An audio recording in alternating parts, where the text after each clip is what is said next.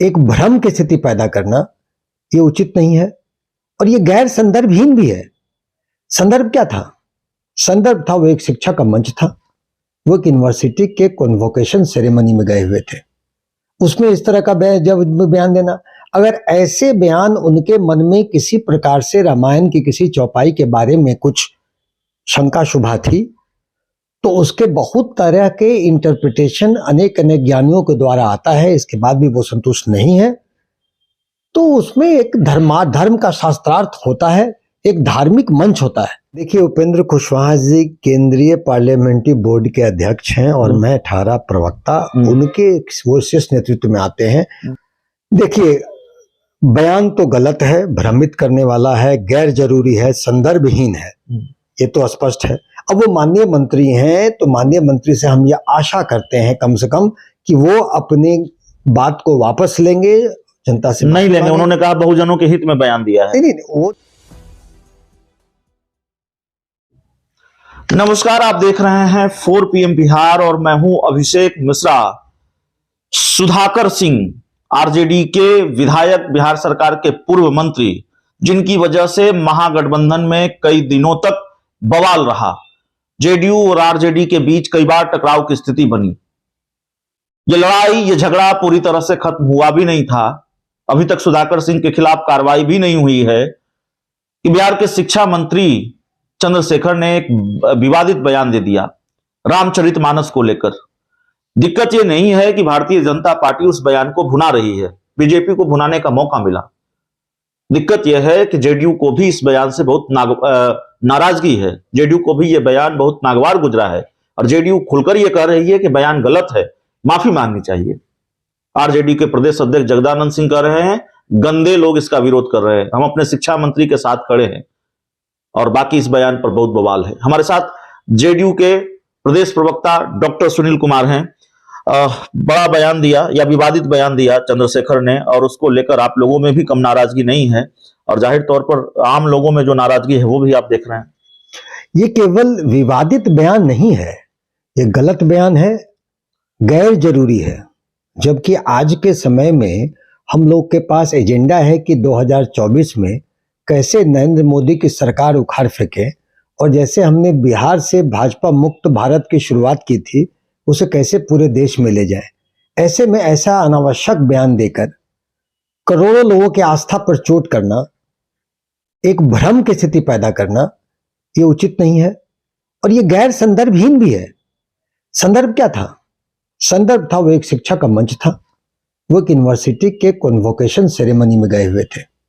उसमें इस तरह का जब बयान देना, अगर ऐसे बयान उनके मन में किसी प्रकार से रामायण की किसी चौपाई के बारे में कुछ शंका शुभा थी तो उसके बहुत तरह के इंटरप्रिटेशन अनेक अनेक ज्ञानियों के द्वारा आता है, इसके बाद भी वो संतुष्ट नहीं है, तो उसमें एक धर्म का शास्त्रार्थ होता है, एक धार्मिक मंच होता है, उसमें वो जाके अपना कर सकते हैं।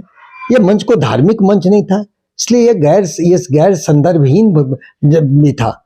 तो ऐसे में एक शिक्षा मंत्री होने के नाते इस तरह का बयान अगर उन्होंने दिया है तो ये तो उनके शीर्ष नेतृत्व का ये काम है कि इस पर ये संज्ञान ले। लेकिन इतना तो जरूर है कि इतने करोड़ों लोगों के आस्था पर चोट पहुंचा है तो ये अपने बयान वापस ले और माफी मांगे।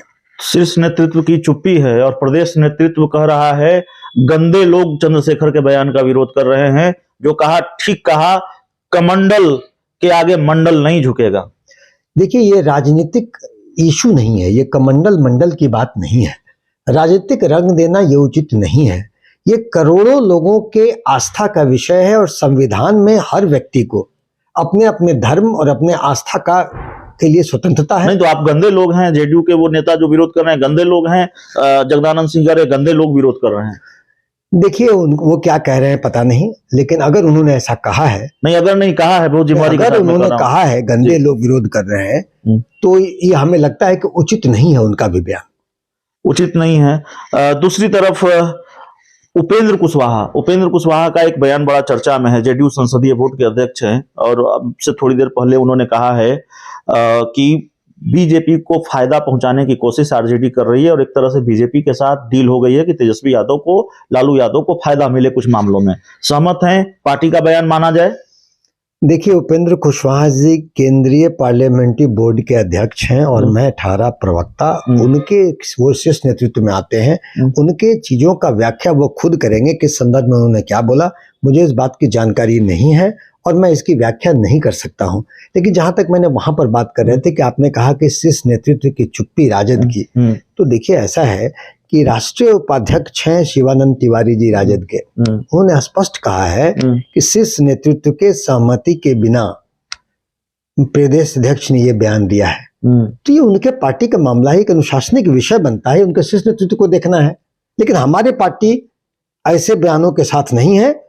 उनको अगर इतनी चौपाइयों में किसी ढंग की बात लगती है तो धार्मिक मंच होता है, वहां जाके शास्त्रार्थ करके अपनी बात कहें, वो लोग अपनी बात कहेंगे और तब उसमें निकाले। मुझे पूरा उम्मीद है कि वैसे व्यक्ति एक धार्मिक, इतने महत्वपूर्ण धार्मिक पुस्तक पर कमेंट कर रहे हैं जो हमें लगता है ठीक से पढ़ा ही नहीं होगा, जैसे कि मैं उसे गलत सही में नहीं जाता, क्योंकि एक एक चौपाइयों का बड़े बड़े ज्ञानियों के द्वारा और लोगों के द्वारा अलग अलग उसके भावार्थ बताए गए हैं। कौन सही है कौन सा गलत है, ये शास्त्रार्थ के लिए माननीय किशोर कुणाल जी ने तो एक मंच भी रखा है कि जिन किसी चंद्रशेखर जी को या किन्हीं को कुछ शंका शुभा है तो वो उस मंच पर जाएं, शास्त्रार्थ करें, अपनी शंका शुभा को मिटाएं। उनका कहना था कि ये जो छंद है से एक जो चौपाई है कि ढोल गवार शूद्र पशु नारी, उनका कहना है कि पशु नारी कहा नहीं गया है। ओरिजिनल कलकत्ता में पांडुलिपि में वह पशु मारी है और ये क्षुद्र नहीं, ये शूद्र नहीं है, क्षुद्र है। मैंने वैसे व्यक्ति जो किसी के बात में नहीं रहते हैं, पशुमारी में जो मरखा पशु हो या पशु को मारने वाला हो, तो ये सब मैं इस पे किसी तरह के व्याख्या में नहीं जाता, मैं उसका विद्वता नहीं हूं। हमारी आस्था है रामचरितमानस में, हमारी आस्था है राम में, इसलिए हमारी आस्था को कोई ठेस न पहुंचाए ये तो बहुत जरूरी है।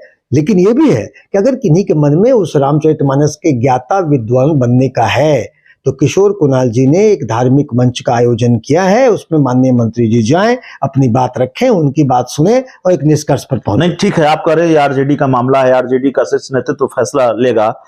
क्या जेडीयू को यह लगता है कि ये बयान इस हद तक अनुचित है, ये इस तरह की गलती है कि शिक्षा मंत्री चंद्रशेखर के खिलाफ एक्शन हो? देखिए, बयान तो गलत है, भ्रमित करने वाला है, गैर जरूरी है, संदर्भहीन है, ये तो स्पष्ट है।